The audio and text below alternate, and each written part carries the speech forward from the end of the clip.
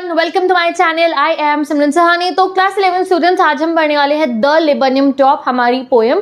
अगर आपको बाकी चैप्टर्स पढ़ने क्लास 11 इंग्लिश के तो प्लेलिस्ट लगा दी है मैंने डिस्क्रिप्शन बॉक्स में। सभी chapter poem, writing and grammar को आप जाके कवर कर सकते हो। तो ये चैप्टर जो आई मीन टू से ये जो हमारी पोएम है ये बहुत आसान सी है। इसमें हम एक पेड़ की कहानी पढ़ने वाले हैं। एक येलो कलर का पेड़ है जिसको हम कहते हैं लेबनियम का ट्री। ठीक है, हमारे इंडिया में भी ये कई बार होता है। ठीक है, तो ये जो ट्री है दोपहर का समय है, सितंबर का महीना है और ये बिल्कुल शांत सा है पेड़। दोपहर में ऐसी धूप से खिली हुई है, येलोइश से कलर का एटमॉस्फेयर है और ये पेड़ बिल्कुल स्टिल और शांत है, बिल्कुल स्टिल है। ठीक है, हवा नहीं चल रही है, पत्ते नहीं हिल रहे, इट्स बिल्कुल आप कह सकते हो मोशनलेस है ये पेड़। तभी क्या होता है, सडनली इस पेड़ के ऊपर एक चिड़िया का घोंसला है और उस घोंसले के अंदर उसके बच्चे रहते हैं। ठीक है, तो वो चिड़िया जो है एकदम से उस पेड़ पर आकर बैठ जाती है। अब वो कौन सी चिड़िया जो आती है उसका नाम है गोल्ड फिंच बर्ड। ठीक है, येलो कलर की ये बर्ड होती है और ब्लैक कलर का उसके सर पे पेंट सा बना होता है, यानी कि निशान सा होता है। तो वो बर्ड आती है और उस बर्ड के आते ही ट्री के अंदर मानो कि कोई लाइफ सी हो जाती है, जैसे कोई स्टिल सी चीज होती है और उससे कोई चहक उठती है ना, तो वो ट्री बिल्कुल चहक उठता है। बस यही है हमारी पूरी पोएम, कैसे जो ट्री था वो शांत था और फिर बर्ड आती है तो वो चहकने लगता है। चलो पढ़ते हैं हम अपनी इस पोएम को। The laburnum top is silent quite still. पहली लाइन आती है लेबनियम टॉप मतलब लेबनियम जो ट्री है उसका ऊपर का हिस्सा, साइलेंट यानी कि शांत है, क्वाइट मतलब भी शांत हो गया और स्टिल मतलब रुका हुआ है। तो ये तीन वर्ड्स दिखा रहे हैं ट्री किस तरीके का है। एग्जाम में ऐसे क्वेश्चंस आएंगे कि स्टार्टिंग में बताओ ट्री कैसा था, तो साइलेंट था, क्वाइट था, स्टिल था। लिख दो कॉमेंट सेक्शन में। इन the afternoon yellow September sunlight, और मौसम कैसा है, दोपहर हो रही है और जो है येलो इससे कलर की धूप पड़ रही है और महीना कौन सा है, सितंबर का है और सनलाइट पूरे येलो वाले पेड़ पर आ रही है। आगे पढ़ते हैं। A few leaves yellowing. अब वो जो लेबनियम टॉप है उसकी काफी सारे पत्ते जो है वो क्या हो गए हैं, वो येलो भी हो गए। वैसे तो येलो होते ही हैं पत्ते, बट धूप पड़ने से और ज्यादा येलो वो दिख रहे हैं। ऑल इट्स सीड्स फॉलन, और जो लेबनियम ट्री के जितने भी सीड हैं, बीज हैं, वो नीचे गिरे हुए हैं क्योंकि सितंबर के महीने में ना पतझड़ आने वाला होता है, तो पत्ते और पेड़ के ऊपर से कुछ बीज बीज इधर उधर गिरते रहते हैं। ठीक है, till the goldfinch comes with a twitching chirp. अब कब तक शांत था वो पेड़, जब तक गोल्डफिंच आती नहीं है विद अ ट्विचिंग चिरप। तो गोल्डफिंच क्या है, मैंने यहाँ वर्ड मीनिंग लिख दिया, आप यहाँ से पढ़ते रहो। Goldfinch is a small yellow black bird. ठीक है, येलो कलर की बर्ड होती है, काला सा धब्बा होता है उसके सर के ऊपर। ट्विचिंग मतलब होता है जो हल्की सी यूं मूव करती है ना चिड़िया, आप देखते हो चिड़िया ऐसे लगता है जैसे थिरकती रहती है, कभी इधर हो जाएगी कभी इधर हो जाएगी, ऐसे शिफ्ट करेगी चिड़िया तो ऐसे पूरी यूं हिल जाती है, उसको हम कहते हैं ट्विचिंग। चिरप मतलब होता है ची, ऐसे हल्का सा जो हमारी चिड़िया करती है, चींची पूरा वाला नहीं, हल्का सा जो चींची करती है ना चिड़िया, उसे हम कहेंगे चिरप। तो ये हो गया हमारा पहला stanza. The laburnum top is silent quite still, in the afternoon yellow September sunlight, a few leaves yellowing, all its seeds fallen। ये पहली line. Till the goldfinch comes with the twitching chirrup, कब तक वो शांत था, जब तक goldfinch नहीं आती है with a twitching chirrup। ठीक है, चलो अब आगे पढ़ते हैं क्या होता है। जैसे ही गोल्डफिंच वहां आती है तो पता है आपको क्या होता है, there is a suddenness. Suddenness मतलब सडनली जब कुछ एटमॉस्फेयर चेंज हो जाता है तो उसको लेकर सडननेस। अ स्टार्टलमेंट, स्टार्टलमेंट मतलब जब आप सरप्राइज होते हो उस चीज को लेकर स्टार्टलमेंट, अचानक से सब कुछ बदल जाता है। एट अ ब्रांच एंड, और कहाँ पे बदलता है, ब्रांच के एंड पर, यानी कि जिस टहनी के ऊपर आकर वो चिड़िया बैठी थी उसके किनारे पे सब कुछ हिलने सा लगता है। पहले सब स्टिल था ना, तो सडननेस मतलब पेड़ हिलता है हल्का सा, स्टार्टलमेंट यानी कि बिल्कुल सब कुछ चेंज हो जाता है। ठीक है, चलो अब आगे बढ़ते हैं।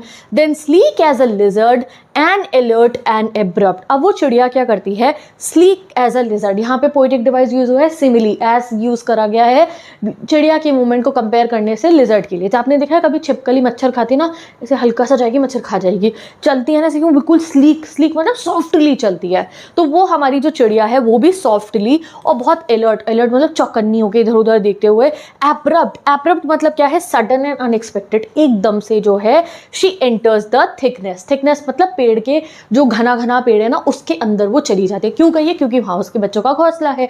तो अब आगे की लाइंस यहां तक की पढ़ के हम फिर से समझ लेते हैं।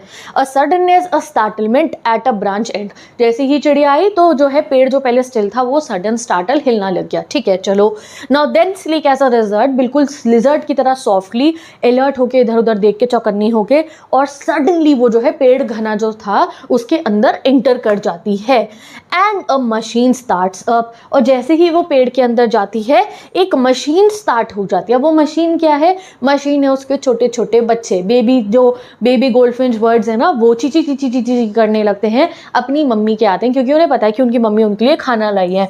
तो सडन एक्टिविटी को लिखा है मशीन, और यहाँ पे मशीन कौन है? जो उसके बच्चे हैं ना, बच्चे, उनको लिखा है मशीन। जैसे लाइट जाती है और अब पेट्रोल डाल के जनरेटर चलाते हो ना, तो वो टर टर चलने लगता है, वैसे ही उनकी मम्मी के आते ही वो बच्चे चीची चीची चीची करने लगे। तो ऐसा लगा जैसे कोई मशीन चल गई हो पेड़ के अंदर, ठीक है। Of चिटरिंग्स and टर्मर्स of wings and trillings, तो वो जो मशीन चली थी वो किससे भरी हुई थी? चिटरिंग से थी। मशीन क्या थी? वो बच्चे थे उसके, ऐसे पोएटिक फॉर्म में लिखा है। तो बच्चे क्या करते हैं? चिटरिंग, ची ची ची ची ची ची कर रहे होते हैं। ट्रेमर ऑफ विंग, की बच्चों के जो परों को हिलाने की आवाज आ रही होती है। एंड ट्रिलिंग्स, ट्रिलिंग्स क्या होता है? High pitch musical sound of bird, मैंने यहाँ लिखा है। ट्रिलिंग मतलब होता है जो ची करके जो म्यूजिकली बच्चे गा रहे हैं ना, वो छोटे छोटे से, कि मम्मी हमें खाना दो, वो वाली साउंड को लिखा है trillings. The whole tree tremble and thrills, tremble मतलब होता है हिलना, ठीक है। ट्रेम्बल मतलब क्या है? स्लाइटली शेक करना। एंड थ्रिल मतलब होता है कुछ मजे से आ जाना, फुल ऑफ एक्साइटमेंट टाइप का पेड़ बन जाता है।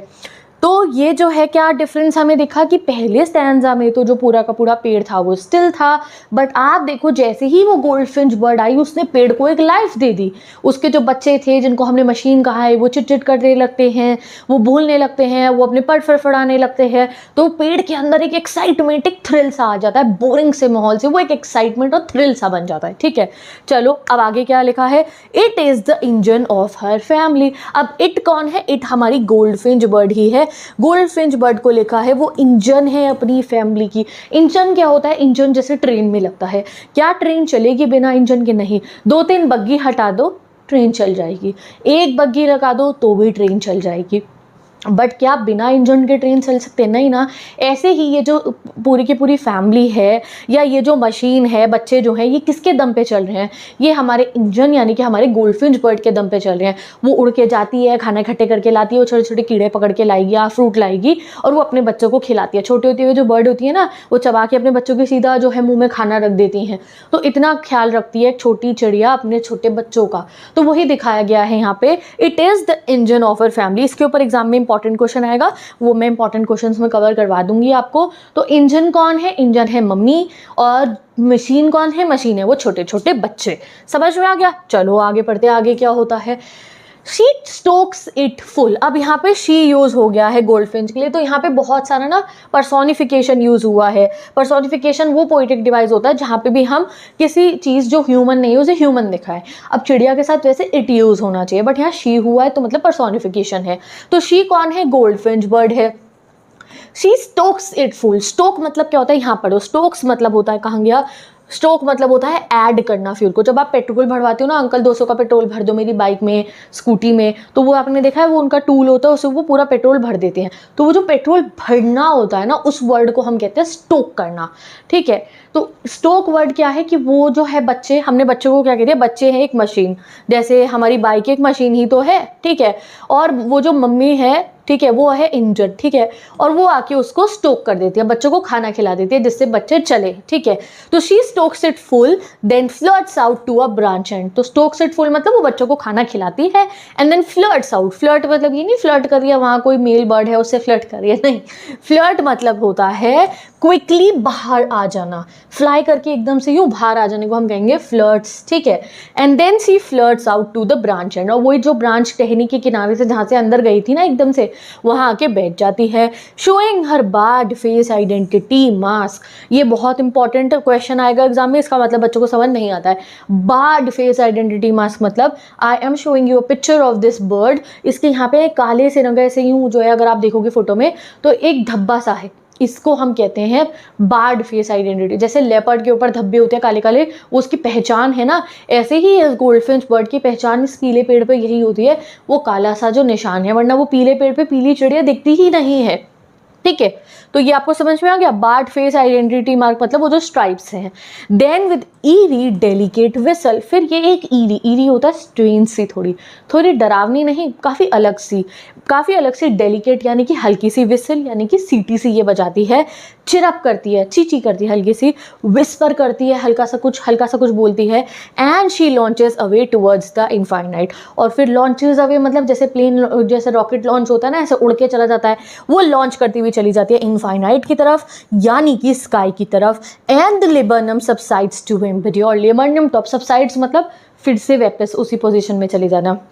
Laburnum subsides to empty, laburnum फिर से क्वाइट स्टिल जो स्टार्टिंग में था ना वैसा ही हो जाता है। सबसाइड्स मतलब बिकम क्वाइट अगेन, एम्प्टी मतलब फिर से लाइफलेस और साइलेंट हो जाता है जैसे हमारा लेबर्नम ट्री पहले था। तो ये सारी वर्ड मीनिंग गाइस देखो मैंने यहाँ पे लिख दिया, बस ये सडननेस और स्टार्टलमेंट का नहीं है, वो भी मेरे इंपॉर्टेंट क्वेश्चन और नोटबुक में जो मैं नोट्स बनवाऊंगी आप लोगों के इंस्टाग्राम पे मैंने अपलोड करे, वहाँ से आपको मिल जाएंगे।